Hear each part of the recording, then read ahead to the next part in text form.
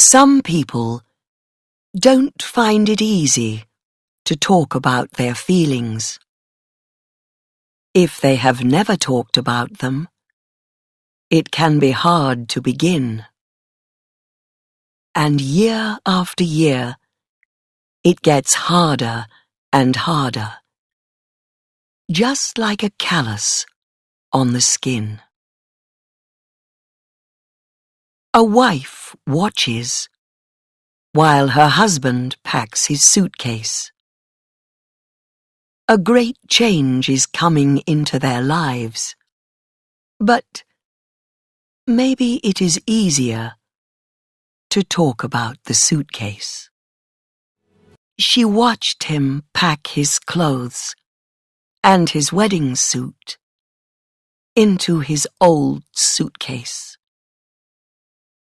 She could smell his cologne.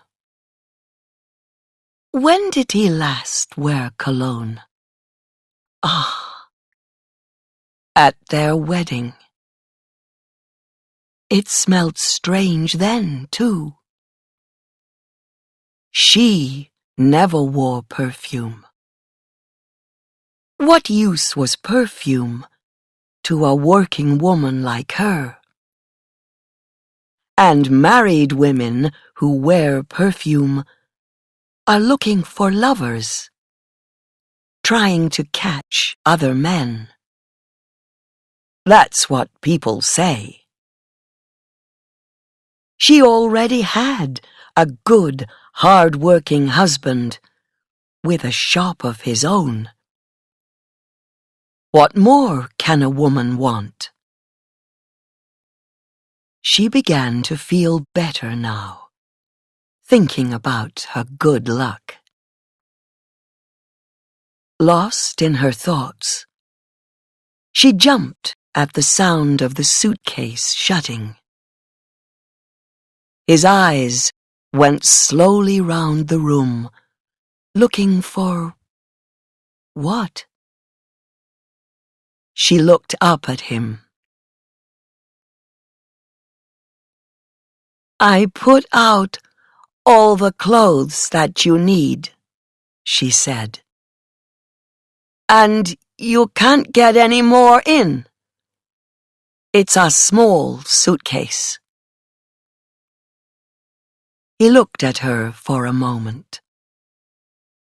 A Chinese girl, like any other Chinese girl.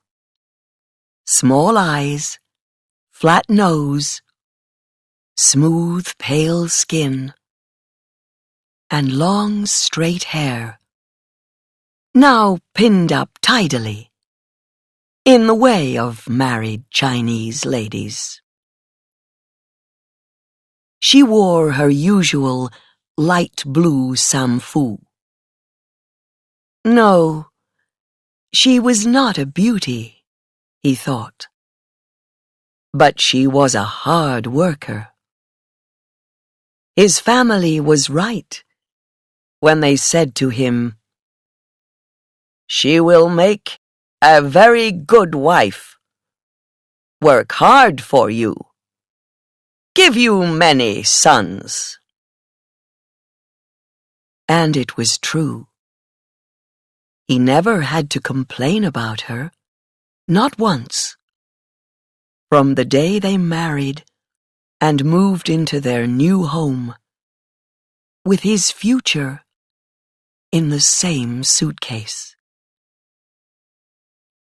Her face was the same now as it was then, neither soft nor hard, never showing what she felt or needed.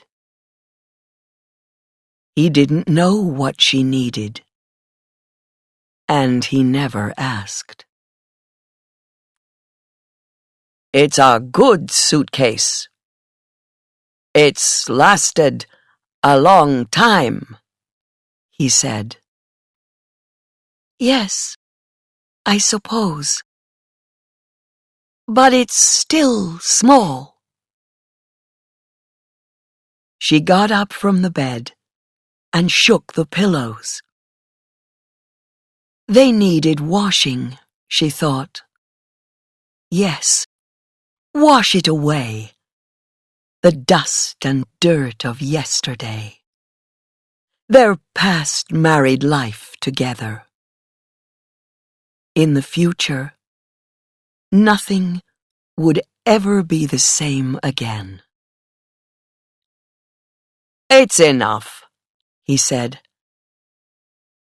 "I don't have so many things to put in it."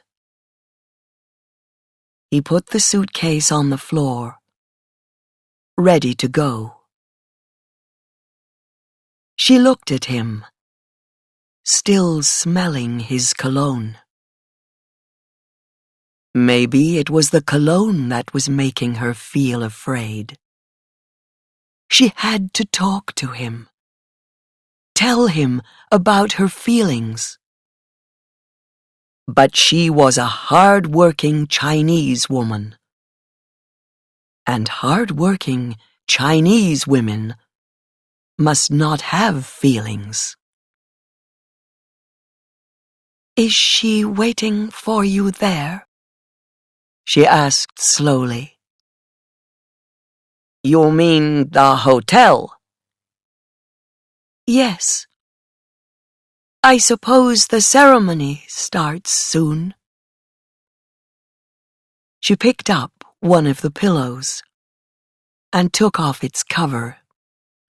Yes, it needed washing.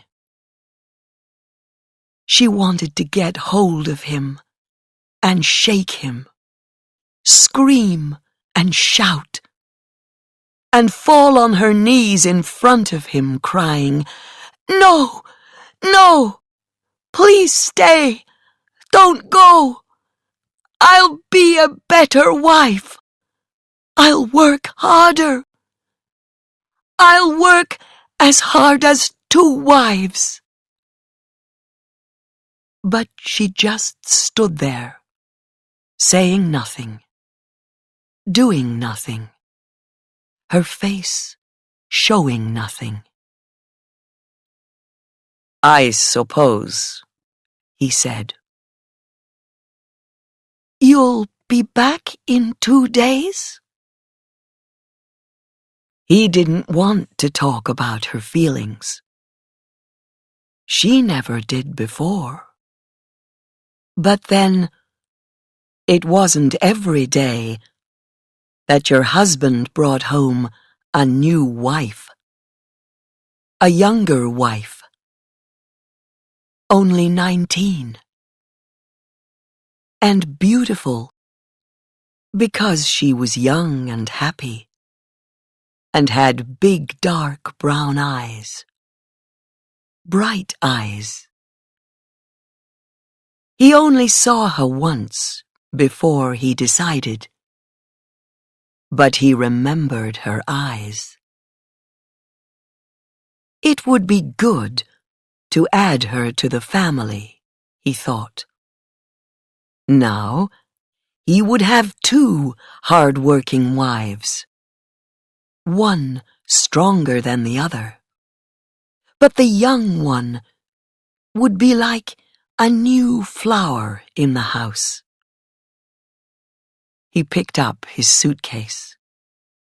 "Yes, perhaps sooner. I don't know," he said. "I'll take care of the shop," she said. "When you come back with her, I'll have some jobs for her to do."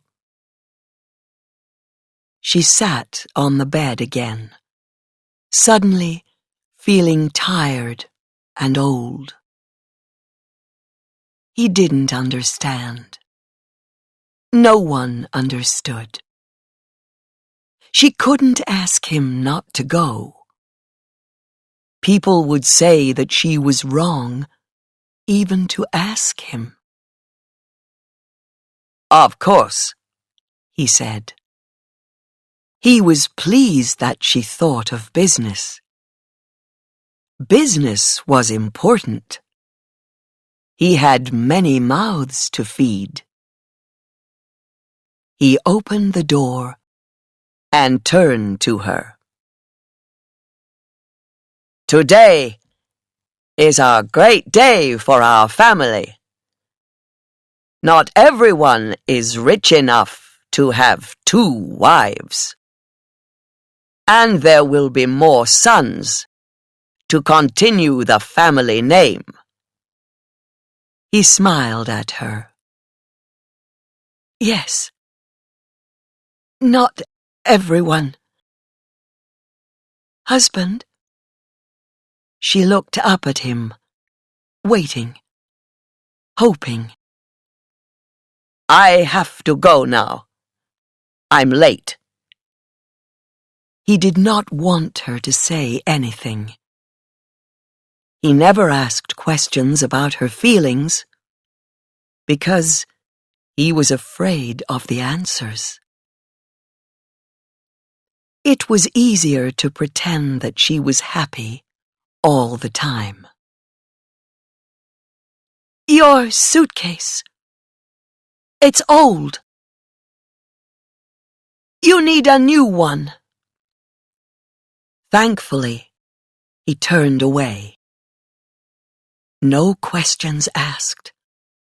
No answers needed.